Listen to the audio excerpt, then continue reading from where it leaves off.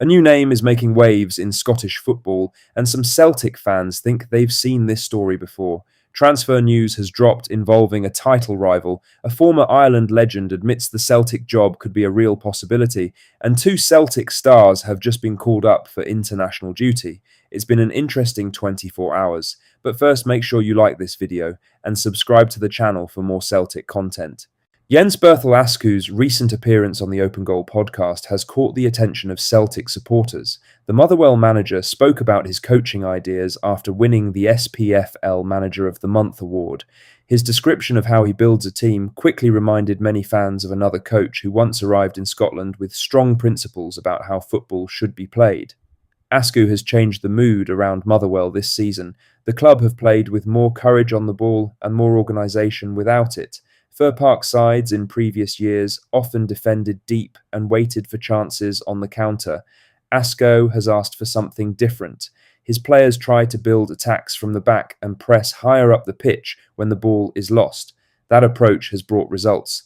Motherwell have taken points from teams higher in the table and pushed several stronger squads deep into matches. The players look comfortable with the ball and the team shape rarely collapses when opponents press. That structure has helped Motherwell stay competitive even against clubs with deeper squads. Some Celtic supporters listening to the interview noticed echoes of Ange Postecoglou. The focus on repetition in training and the idea that a team must remove fear from its play sounded familiar. The difference is that Asko's team still show caution in certain moments. They build carefully before committing players forward. It gives the side a balance that fits the squad he inherited. He said, "Focused and keep believing that things will go in the right direction." Look, it's just repetition, repetition, repetition, again and again and again. And then obviously we've added details and layers to our game as we have progressed.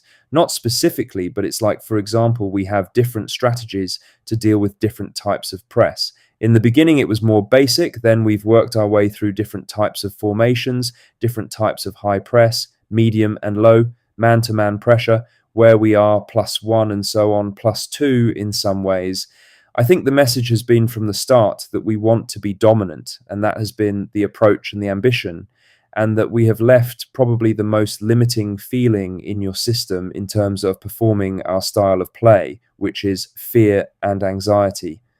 Asku's work at Motherwell shows how much structure matters. The team now move together when pressing and when dropping into shape.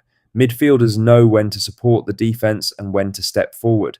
That clarity allows players to take more risks with the ball. Celtic saw that firsthand during Saturday's game. Motherwell pressed high at times and tried to play through pressure instead of clearing long. It created a match that swung back and forth before Celtic eventually pulled away. Whether Asko eventually moves to Celtic remains to be seen. For now, Motherwell supporters are enjoying the change in style. The team play with belief, and the manager's ideas are clear to anyone watching closely.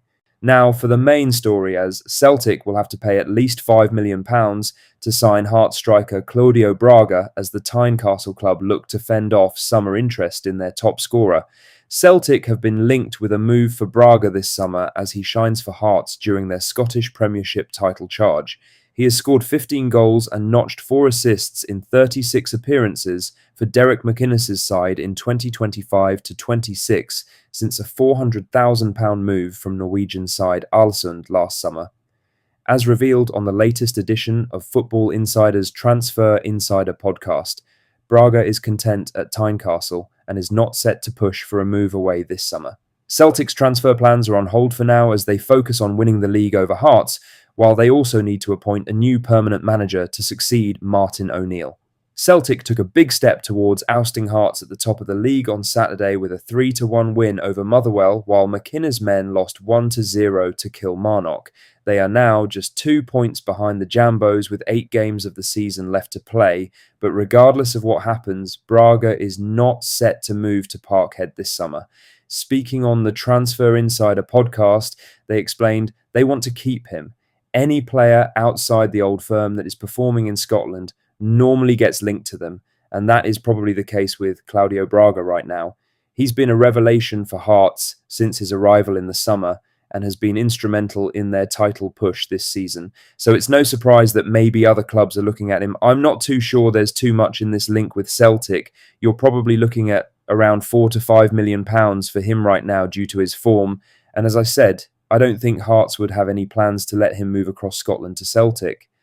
I think Braga is happy at Hearts, and Hearts are very happy with him, so I don't see a move in the offing for the Portuguese striker to Celtic.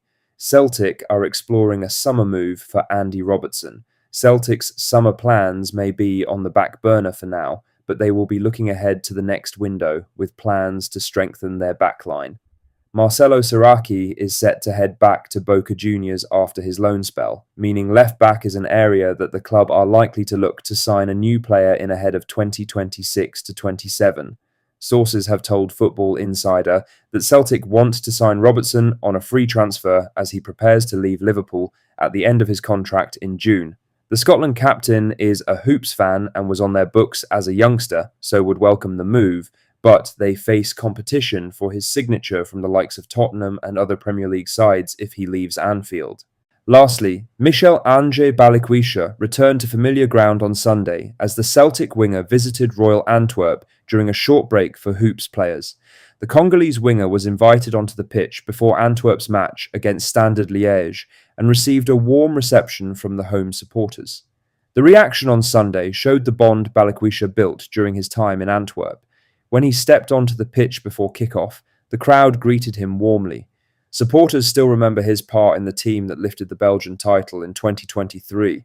It was only a brief appearance before the match began, yet the applause made clear he remains a familiar figure there. The fixture itself carried another link to his past. Antwerp were facing Standard Liège, the club where Balikwisha first came through as a young player. His move away from Standard helped push his career forward. Antwerp became the place where he turned potential into regular first-team football. Things have been very different since his move to Celtic last summer for a reported £4.5 million. Minutes have been hard to find. Competition in the wide attacking positions has been strong throughout the season. On the left side especially, Martin O'Neill has relied on other options. Sebastian Taunekti has often been used there when the manager wants direct running at defenders. Dyson Maeda also drifts across that flank during matches, using his pace and pressing to unsettle backlines. Those two players have become regular choices in that area of the pitch. As a result, Balikwisha has slipped further down the pecking order. His appearances have therefore been rare. A debut start away at Rangers suggested he would feature regularly, but the reality has been different. Months have passed without his name appearing in matchday squads. In football, those situations can develop quickly. A player can arrive with high expectations and then struggle to break into the team once others find form. Sunday's return to Antwerp offered a reminder of where Balikwisha built his reputation. The supporters there still associate him with a team that changed the club's fortunes.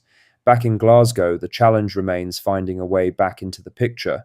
With Taunekti and Maeda favoured on the left, the path into the side has closed. Celtic still have games left before the season ends. If an opportunity appears, Balikwisha will hope to show the qualities that once made him such a popular figure in Antwerp.